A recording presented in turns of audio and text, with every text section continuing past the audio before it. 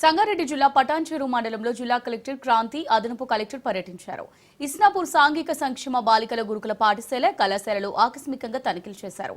అక్కడే రాత్రి బస చేశారు. విద్యార్థులు ఉన్నత లక్ష్యాలను ఏర్పాటు చేసుకుని వాటి సాధన కోసం నిరంతరం శ్రమించాలని కలెక్టర్ అన్నారు. సివిల్స్ పరీక్షలో ర్యాంకు సాధించడం కోసం తాను శ్రమించిన విధానాన్ని విద్యార్థులకు తెలిపారు. విద్యార్థి దశలో కష్టపడి చదువుతాననుకున్న ఉన్నత లక్ష్యాలకు సులువుగా సాధించవచ్చని సూచించారు.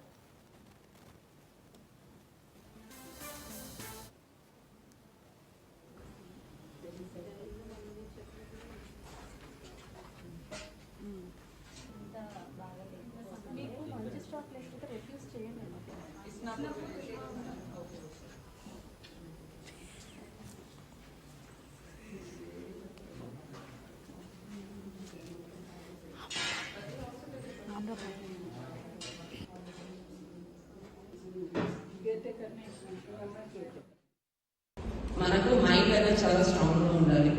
మన పేరెంట్స్ కానీ ఎవరైనా ఎన్నో కష్టాలు ఎదుర్కొనే సక్సెస్ అవుతారు, కష్టాలు ఎదుర్కొనే ఒక పొజిషన్కి వస్తారు. సో ఒక్కసారి కష్టాన్ని చూసి మనం ఏదో భయపడి తెచ్చుకోవడం, ఏదో చేసుకోవడం కరెక్ట్ కాదు.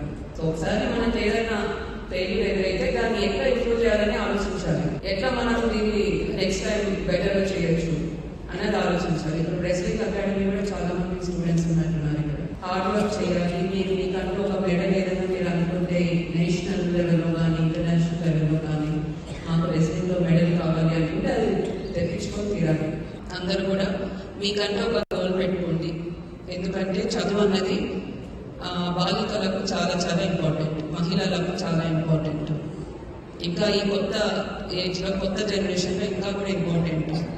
ఎక్కువ మంచి జాబ్ ఆపర్చునిటీస్ ఉంటాయి మీకు. కంపెనీస్ కానీ గవర్నమెంట్లో కానీ మంచి ఆపర్చునిటీస్ ఉంటాయి. సో అవన్నీ కూడా మీరు యూటిలైజ్ చేసుకోవాలంటే ఇప్పుడు మీరు చదివేది చాలా important. So this is the correct time.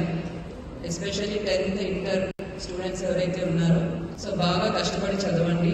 మీ అందరితో ఒక గోల్ ఏర్పాటు చేసుకోండి. బైపీసీ అయితే ఖచ్చితంగా నేను డాక్టర్ అవ్వాలి, ఎంపీసీ అయితే ఇంజనీర్ అవ్వాలి. సో ఈ విధంగా మీకు ఒక గోల్ అన్నది ఉండాలి. అది సాధించేంత వరకు ఖచ్చితంగా చదవండి.